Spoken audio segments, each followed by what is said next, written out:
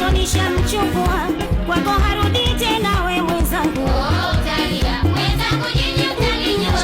Stop kuwa hakutaki tena we mwenzangu. Bwana kanipa nafasi nimuonyeshe ujuzi we mwenzangu.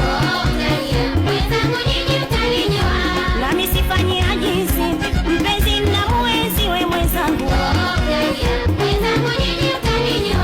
Nampikia maandazi na chai ya tangawizi we mwenzangu. Wali wa nazi kwa ndizi, mavituzi kama kazi we mwenzangu. Kisha natoa dozi impayo usingizi we mwenzangu. Mwenzangu huna ujuzi, rudi tena kajifunze we mwenzangu.